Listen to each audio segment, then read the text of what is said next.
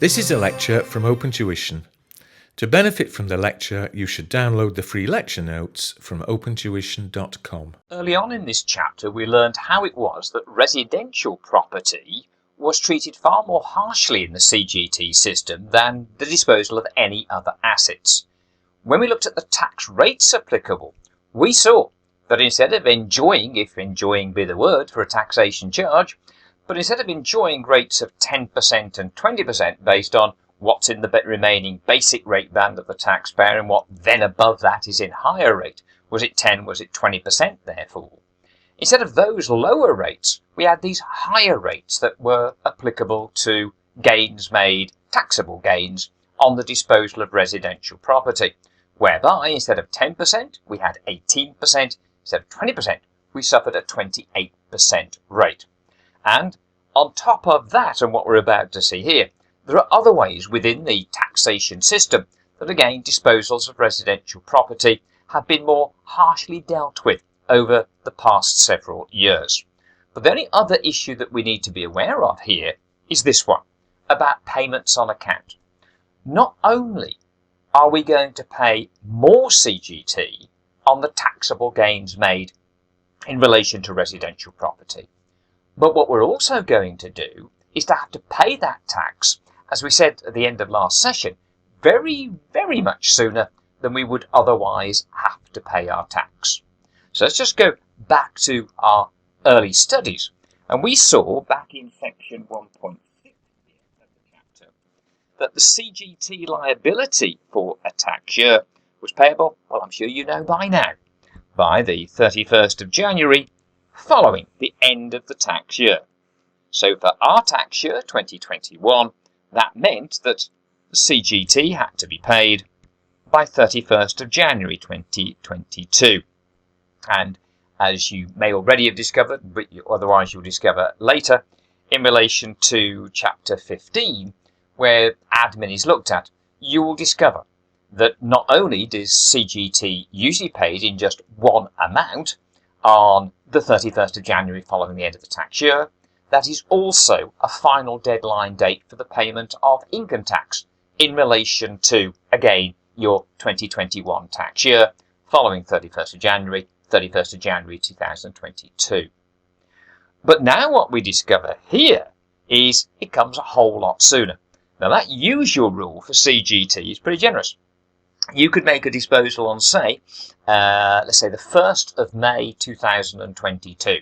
So we're just under about 1 month into the 2021 tax year. Did I say 2020? We had a disposal on the 1st of May 2020. Whether I said that or not, it's definitely now the 1st of May 2020. Just into the start of the 2021 tax year. And on that basis, any gain made on that sale, as long as it's not residential property, we wouldn't have to pay any tax until the 31st of January 2022. Now that's a long old delay between selling the asset, making the gain, you've got your proceeds, you've got the cash in your pocket now from that sale. That was on the 1st of May 2020. You wouldn't have to pay your CGT until the 31st of January 2022. It was felt that that was far too generous when it came to the disposals of residential property. Now again, as we mentioned early on in this chapter, and you'll see very specifically at the end of chapter 14, where we deal with private residence relief, that if the residential property that we're talking about is simply the disposal of your primary main residence, your private main residence there, then you're going to get relief for that. And effectively, for the vast majority of taxpayers, not the one you'll see in your exam question, by the way, but the vast majority of taxpayers, when you sell the house that you have lived in, your primary main residence, then its disposal is going to attract private residence relief that will effectively exempt all of that gain. So it's only, therefore, gains that we're talking about that don't attract private residence relief that are going to be suffering the higher CGT rates and also the quicker payment date. What would now happen is if we disposed of a residential property that didn't attract private residence relief, we made a capital gain, then the CGT due on that disposal on the 1st of May 2020 would be due within 30 days of that disposal date. So here, a payment on account, however, along with, again, it's got to be accompanied by a return to HMRC, got to have the admin right, must be made within 30 days of the disposal of a residential property.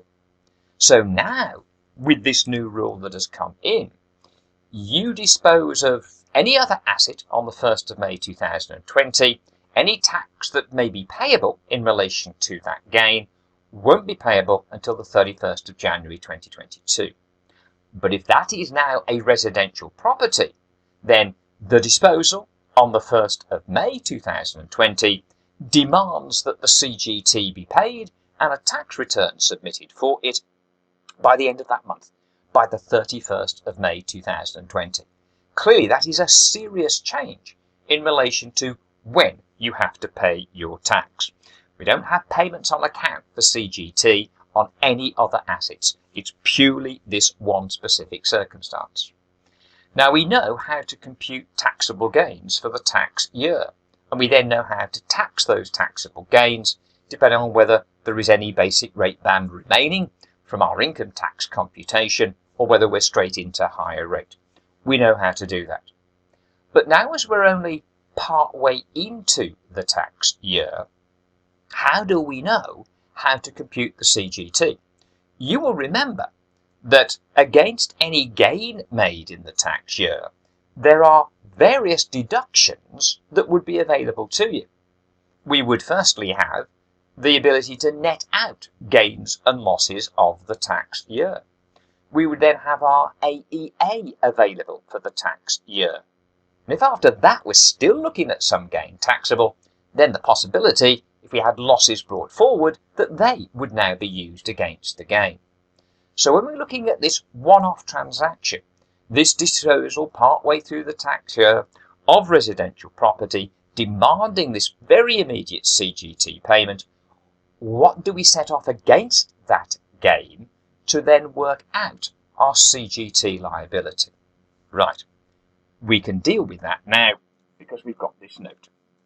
In computing that payment on account, the following deductions should be made from the gain. So this is your learning bit now. Again, become aware of it at this point, but it's very, very specific learning exercise, the sort of thing that closer to exam date you need to revisit and make sure that you know this order of deductions.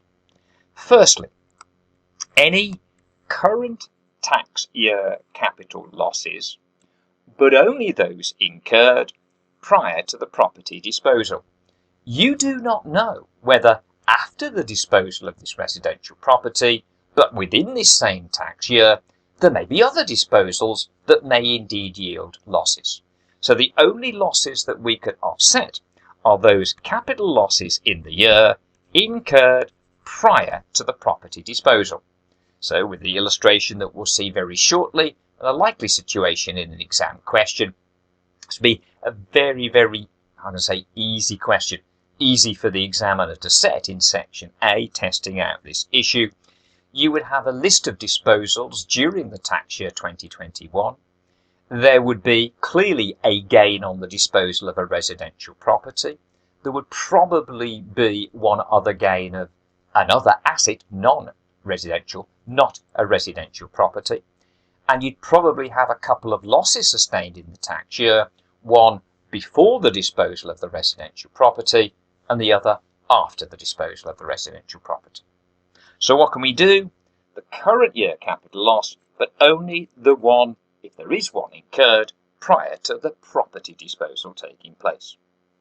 We do, however, get to deduct the full AEA of the tax year, and we get to deduct any capital losses brought forward at the start of the tax year. So the AEA, the losses brought forward, are deducted in full. They are earmarked to go against this particular gain on the residential property in computing how much is taxable at this point and therefore what the payment on account will be that has to be paid within the next 30 days of that disposal. But in terms of the current year losses, only those incurred prior to the property disposal. Now that would allow you to compute the taxable gain, of course, but then it comes down to, okay, but there's two CGT rates, there's 18% and there's 28% as regards the disposal of a residential property, and that links to the income tax computation. Well, you're not going to know what your taxable income is on that computation. With my example, disposal 1st of May 2020, pay the tax by the 31st of May 2020, we're only a couple of months into the tax year. Of course we don't know the taxable income. So it will also require an estimate of how much, if any, of the taxpayer's basic rate band will be available for the tax year. This information, you don't have to worry about it, that will be provided in the exam. You'll be told what that estimate in terms of the whether there's any basic rate band remaining or whether they're just a higher rate taxpayer. You'll be told what that figure is. In reality, again, most people, of course, are employees. Their only source of income is employment income, and you pretty much know what that is going to be for the year. So wouldn't be that difficult to make that estimate. But the practicalities are not your problem. You are going to be told here what that estimate will be in terms of the income, so that you could establish, if you are just a basic rate taxpayer, how much basic rate band remained, or quite simply, you're a higher rate taxpayer, and therefore you know there's just a single rate to apply. But that's just the payment on account. Of course, we still need, following the end of the tax year, to work out dealing with all gains and all losses made in the tax year, what the overall final amount of CGT liability would be. What will we then do? Any payment on account we would deduct, of course, from that final total CGT liability for the year, and we'd simply have to pay off the remaining amount by, as ever, the 31st of January following the end of the tax year.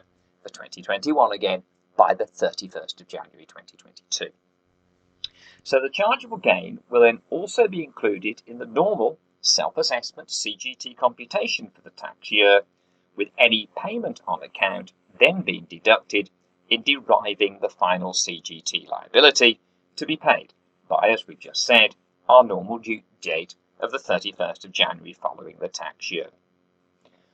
Remember, of course, that we're dealing with residential property, and because it has a higher rate of tax, 18 and 28 instead of 10 and 20%, then any losses and AEA will be deducted firstly from the gain on the property in computing the CGT liability.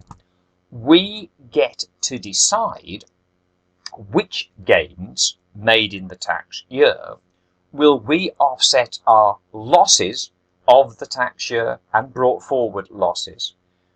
Which gains we will offset those losses against, and of course the AEA. The running order, of course, current year losses to net off against gains, then we've got our AEA, then we've got any losses brought forward. And we're going to target with those deductions, as we always do, gains made on the disposal of residential property because they suffer the higher CGT rates. So we have, as luck would have it, a little illustration here that asks you to compute the amounts of CGT payable in respect of the 2021 tax year, stating what payments must be made and the dates by which they should be paid. So let's see what we've got. Lee is a higher rate taxpayer and during the 2021 tax year made the following chargeable disposals. Right, what have we got? On the 10th of May 2020, so the first in the tax year, a gain on the disposal of a painting. So gain, 22,500, disposal of a painting. Just one of those other assets, of course. We then got, a loss of 6,000 on disposal of shares. Now, whether it's a painting, whether it's shares, doesn't make any difference other than they're not residential property. These are other assets, and therefore the lower CGT rates apply. But then, of course, here's the critical one. On the 31st of October 2020, a gain of £67,500 on the disposal of a residential property. Therefore, we will have to compute the payment on account that will be due to be paid and state when it will have to be paid by, as well as then computing when the final CGT liability will have to be paid. That'll be the 31st of January 2022, of course. But how much? So what will be that final CGT liability? Take away the first payment on account that you've computed, and that will end up with, well, that's the balance then to be paid by that next 31st of January date. So, what have we got? We've got, first of all, the residential property being sold on the 31st of October. Therefore, a payment on account will be required to be made within 30 days, so by the 30th of November 2020, and will be computed as follows. Well, there's the starting point, the residential property gain. What could we offset against that? Firstly, what did we have? We had any losses in the tax year that were incurred prior to this disposal. So we have two losses, one here that is prior to the disposal of the residential property, the other is not. So there is that £6,000 that is deducted. What do we then deduct? The full AEA of the tax year. That will therefore, well, that would also be further reduced by if there were any capital losses brought forward at the start of the tax year.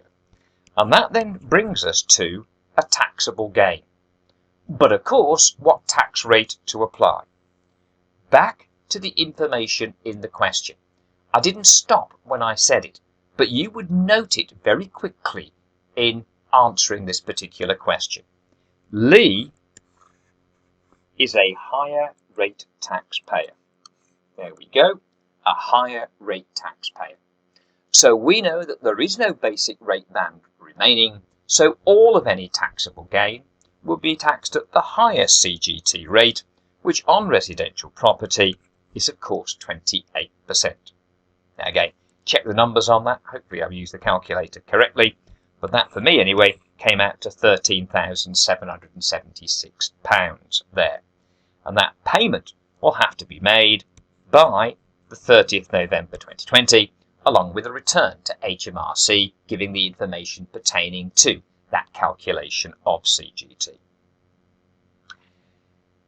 What we'll then have to do, as we would always otherwise have to do, is to compute following the end of the tax year and before the following 31st of January, what the overall taxable gains would be. Now we do have an other gain. We have a gain on a painting. So we keep separate the residential property gain, 67.5, from any other gains it happened to be a painting. And as we have said, any and all deductions available in the form of losses, whether they be current, whether they be brought forward, and the AEA, all of these are deductible.